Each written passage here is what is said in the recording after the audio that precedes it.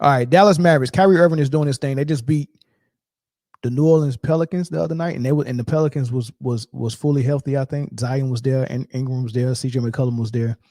Kyrie Irving is playing. I mean, he's getting the last 5 or 6 games. He's dropping nothing but at least 30. He had 42 last night. Tim Hardaway Jr. had 41. Right, so they balling, and I've always told people, even last year, that when Luka is out, when Kyrie showed up, when Luka was out, they immediately started playing a different brand of basketball, and it was more eager opportunity. And it was plays where Kyrie Irving, even though he was the point guard, it was plays where he would avoid getting the point guard duties. So Hardy, Tim Hardaway, and all those guys that was there could have an opportunity to do their thing, right? And they didn't understand it. Theo Pinkston, they was like, man, we didn't get what he was doing at first. And he kept waving us off like, man, do your thing. Y'all can play too. Like, y'all made it to the league as well. I like contrary to what people believe, especially people who love Luka and LeBron, when they say that the only reason why Luka and LeBron and Harden are ball dominant because they don't have any other ball handlers, that's a lie. Them dudes are legit. They're professionals. But if you never give them an opportunity to do anything, just like Jalen Brunson, nobody could see how good Brunson was because he was playing out of position and playing shooting guard. While Luka at 6'8", 2,000 pounds was running the point. Why would you give Paul Pierce the point guard duty and put Rondo off ball? That's basically what you do when you have a pure point guard on your team in Brunson or Kyrie, and they only so big, 6'1", 6'2", 6'3" at the most. And you say, hey, you be a 2 guard, 6'8", 200,000 pounds. Luka is the point guard, and he's slow, so we got to go at his pace on fast breaks. The only reason why you're doing that is because you want Luka to get the numbers. You want Harden to get the numbers. You want Westbrook to get the numbers. You want LeBron to get the numbers. That's the only reason why they do that, right? It don't make basketball sense, but that's how they play the game now. So listen to how they talked about it on Gil's Arena. I love his game. That's so nice. 1 dribble, 2 dribble, pull up. So easy. Like, even all the fancy, crazy stuff he does at the core, his game is so simple. It's fundamental. Yeah. 1, 2, let's go to it. Right way. Go to my spot. Tim Hardaway Jr. might be one of my favorite shooters of all time. I love the way he got that Clay type mentality that I'm pulling. No matter when it is, I'm shooting. That form is so perfect. When you got the perfect form, it don't matter how I shoot it. It's supposed to go in. If it don't, the wind was off. So this was like the wind was off. What the wind is doing? Yes, indoors. Okay. Cut the AC off, baby. Like Kyrie's last 3 games, right? As fans, you should really understand basketball now and look at it from a different standpoint. When players say these guys are good, and then you say cap because you're looking at stats. Look how much he sacrificed for Luka. Luka's gone. Look who he really is. Yep. Right? And I don't think, like as players, this is what we know. Right? So when we say this person's this person's this, it's because we are there real time. So we know how dangerous somebody is. And we know when someone's delegating responsibility, right? To fit in. So when someone says, oh, this guy is the best, because we know who he is, but he can't be that if Luka's already there. This is his team. So he has to play Robin when he's really a Batman too. And that's going back to the second option, third option conversation. Yeah. It's because you're the second option, like Kyrie would be considered the second option on this Dallas team. But when, certain moments arise, your first option is out or off, that second option has to become the first. Yeah. And Kenya got a lot of criticism, I think, earlier on in the season for saying that Kyrie was his guy over Luka. Mavs fans got in their feelings. But Gil, to your point, 2 things. First, we'll just say Kyrie in these last 5 games, 37.4 points per game, 6.4 rebounds, 6.4 assists. He also made a little history with him and Tim Hardaway Jr. both going for 40 pieces. First player in the league to score 40-plus points with 3 different teammates. Him and LeBron did it back in 2016. He did it with Luka last year, and he did it with Tim Hardaway Jr., obviously on MLK Day. But just to your point now, being able to take that back seat, being a willing Robin, and this is no knock or discredit to Luka. Luka, amazing player, will be in the MVP discussion this season. I think it's more of a praise for Kyrie and what he's been able to do with this team and be like, look, this is your show. I'm just coming in to try and help keep this thing going. But when your ass is on vacay, I'm here to go ahead and do it. But that's what I said. That'd be the problems when we're talking about who's great, who's a top 10 player, who's really that guy, and then you hear players say their list and it don't look like the analysts, because the analysts are just looking at stats and he's only averaging this. Yeah, he's only averaging this because he's giving the ball to this player because this is his team, this is his system, and he's fitting in.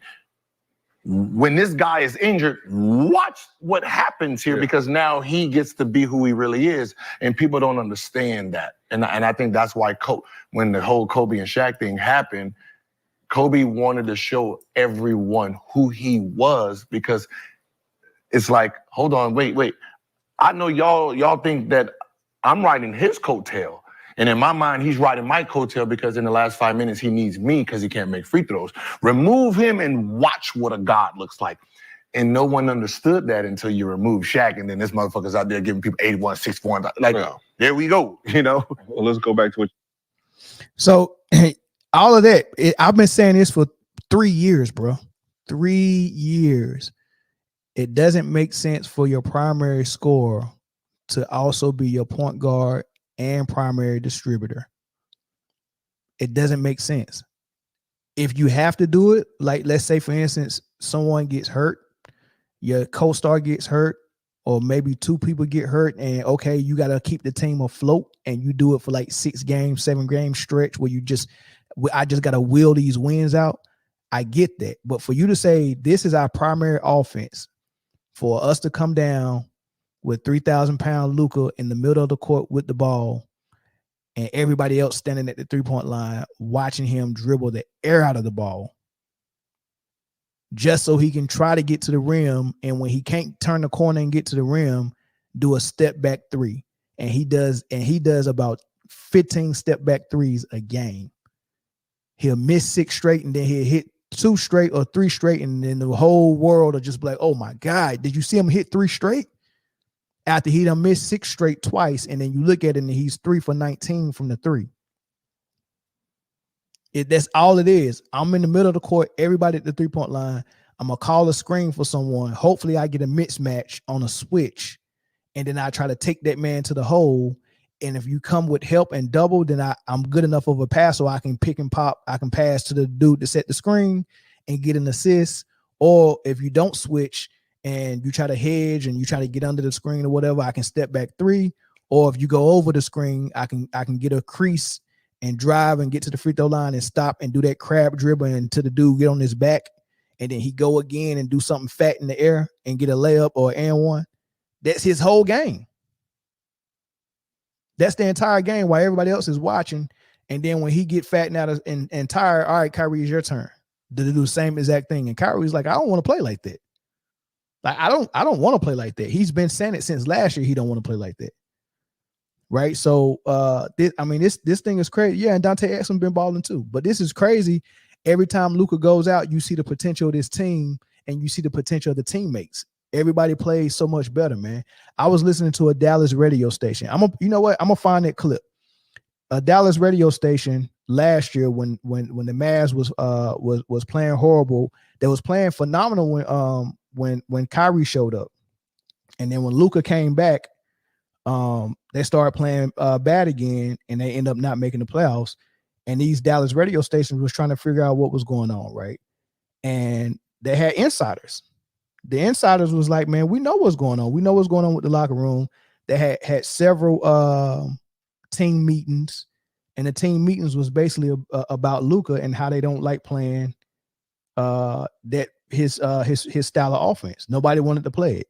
And instead of them fixing it, they got rid of all the people who had an issue with it. Christian Woods, JaVale McGee, Theo Pinkston, Reggie Bullock, all the people who didn't want to play Luka's style, they got rid of. Except Tim Hardaway. They kept Tim Hardaway, but Tim Hardaway didn't like it either. Man, where's that clip at, man? Y'all lucky I can't find it. Y'all lucky I can't find it, man. But yeah, that's pretty much my spiel on it. Yeah, it's the team owner. Mark Cuban wants to play this style. And I don't know if Mark Cuban wants to play like this because it markets Luka. I don't know what he gains by Luka winning MVP, but Mark Cuban, and I've done videos on this. Y'all can go find it. I'll put the link in the description after the show. But I've done videos on this and played the footage of Mark Cuban he was on Pat Beverly podcast talking about this summer what they expect from the team this season. And Luka winning MVP was one of them. I was like, why would that be a priority? Luka winning MVP, he said the number one priority was re-signing Kyrie. And he said going into the season, he said some things, blah, blah, blah, and Luka winning MVP. Like, he should be able to, if we get enough wins, he can win MVP. And then when they interviewed Jason Kidd earlier this season, he said the same exact thing.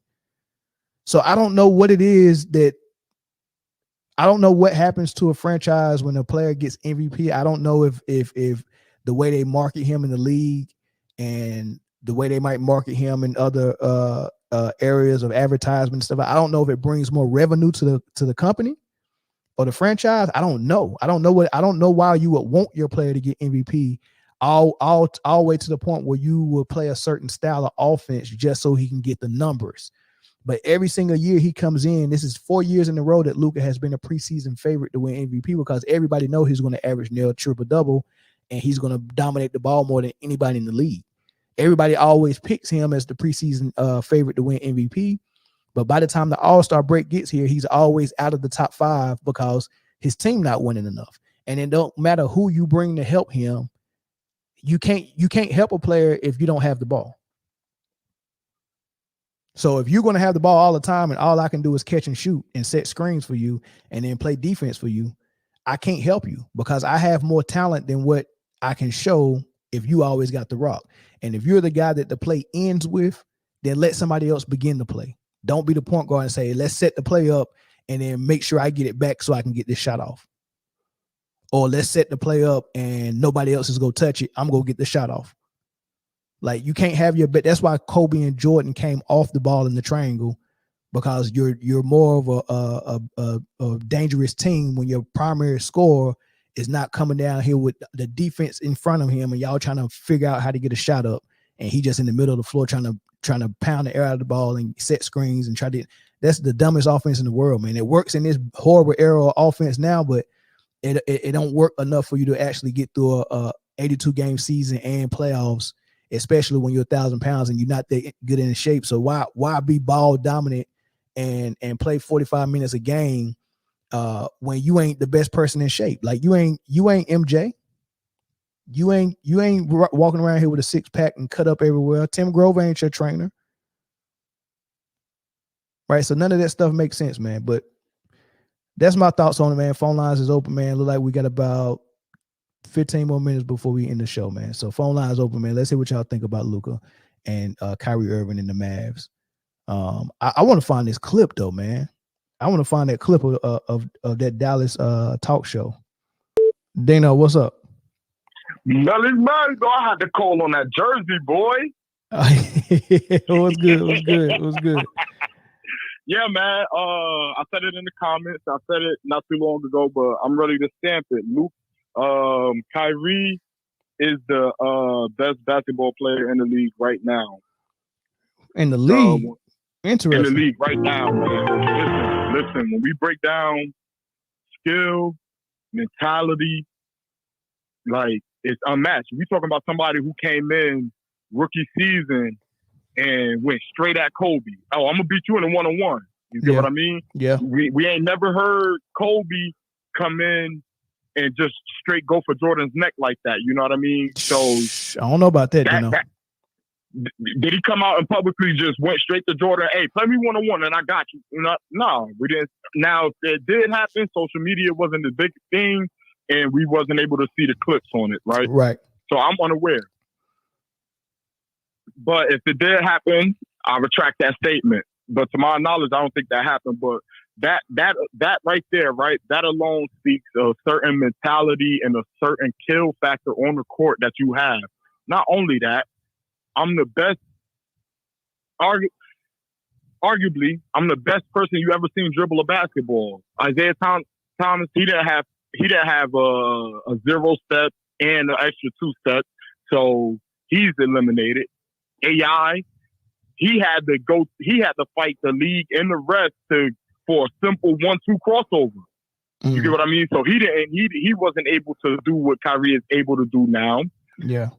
The footwork, every shot he puts up looks the same. It's fundamental. The fundamentals are there. Point to elbow, use your guy hand. The finishes at the rim. I could finish at either side of the rim, no matter who's down here. You can put Shaq down here. You can put Dwight Howard down here. I'm gonna finish at this rim. There's nothing you could do about it. Now, as far as defense, that's where it kind of, it slows down. But honestly, I don't think nothing wrong with his defense.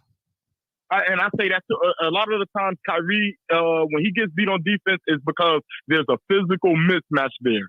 You get what I mean? But the effort is still there. He still defends. He could block shots. I've seen it when he played Steph Curry in the finals before he got hurt the first time. He was locking Steph up. Blocked the shot, I think, twice before he went down with the knee injury. Came back the next season. We've seen how that went. They played them a little bit more physical. It was more of a team effort. But for the most part, when Steph was guarded by Kyrie, he had difficulty finding his spot and difficulty finding his shot.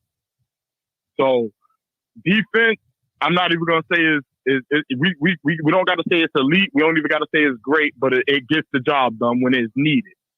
The man is a beast, man. He is, man. But they going at you in the comment section. They saying he might be the best guard or the most skilled player, but the best player in the league. That's gonna be tough, man. I mean, that's. But you got to go back to the first initial statement, and when we talking about skill of the game and mentality, that's what I said. Okay. Skill in the game is unmatched, man. That's true. That's true. You could say KD but I think KD gets a pass because of his physicality. Yeah. You don't expect a 7-footer to do that, right? So he kind of gets thrown in there for the unicorn of it. You get what I mean? Yeah. But you can say KD, you can say Embiid, you can say Jokic, you can say I don't know, maybe Giannis, maybe. I wouldn't have Giannis that high, but yeah, definitely Embiid, Jokic, KD, yeah. They up there. Tatum up there. SGA is up there too. But we also talking about people that were able to work on their game. Go through college. The man played 6 games in college and got drafted number 1. You should have just came out of high school. You should have came out of high school. Yeah, that's true. That's true. You get what I mean? Everybody else, y'all played careers in college. Some of y'all went to championships. All of that. That's all good and stuff. But come on, man. I played 6 games and I went number 1 overall over a good draft at that. It wasn't no scrubs in that. It wasn't really no scrubs in that top 10 in that draft. Yeah. But yeah, I give him respect, man. I tip my hat off. He's the best. Again, I've seen him play in person. It's just, man, it's the difference, right? As of right now, there's nobody more skilled in my opinion. And the crazy thing about it, man, is he's always been either better than Curry or on the same level with Curry. Even when Curry was getting MVPs and doing this thing, Kyrie was just as good, and he wanted to prove it and show it when they got to the finals. And he did in that game 1, but that's when he dislocated his kneecap. But he came back. He came back the next season and showed it, and he hit the big shot. You know what I mean? So Kyrie have always wanted to show it, and KD always wanted to show that he was better than LeBron. So it was crazy seeing that Cavs Warriors little trilogy. How many times they go to the finals? 3 or 4 times.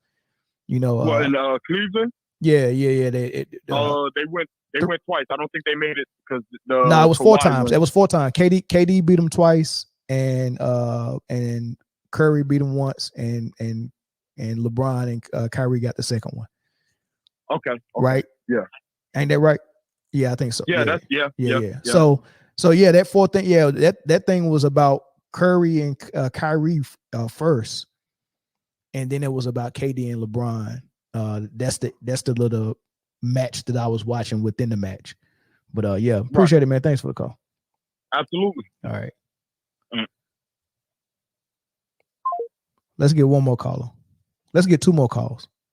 I couldn't find that clip, man. I had just watched it before I started the show, and I thought it was gonna be on my watch history, but it looked like I freaking deleted it, man. Y'all lucky, man. Man, they had the inside scoop because they had insiders and reporters on this podcast, and they was telling them like, man, this locker room is shot. And he was like, I know for a fact Tim Hardaway Jr. has told Luka to his face he don't like playing with him. I know for a fact Kyrie don't like the Luka system. I know for a fact JaVale McGee don't like Luka. I know Christian Woods don't like playing in that system. Theo Pinson, like you had to read the context clues, man. And I was talking about it all last season, man. And you gotta listen to it. I might bring it up next time I go live. I'll probably bring it up on Friday when we had a full panel, man. But man, they was letting it all out, man. And a lot of people didn't know all that was going on, but I could see it from the outside looking in because I was like, the way they play with Kyrie is beautiful, phenomenal basketball where everyone has equal opportunity to make a play for themselves and others. The way they play with Luka is Luka has to make the play for everyone, including himself, and everyone else is just standing around watching, waiting for the ball. And that's just a horrible system to play in, man. And it was evident. And Kyrie kept trying to get him to come off the ball. When the Dallas Mavericks is serious about winning, it's going to be when Luka is playing small forward, his natural position. As long as Luka is playing the point guard, I know the Mavs are not serious about winning. They got a point guard in Kyrie. They can't make the excuse that they don't have no ball handler because that's what they said when Brunson was there. Oh, the only reason why Luka does it is because they don't have a ball handler. I'm like, Brunson is capable. They was like, no, he's not. Brunson's blah, blah, blah. Only reason, okay, we'll see. And then he showed you in the playoffs without Luka. And then he left and went to New York, and he's still showing you that you was a fat Faison lie the whole entire time. So yeah, let's get another call before I end it. Got 5 minutes before I hit 2 hours.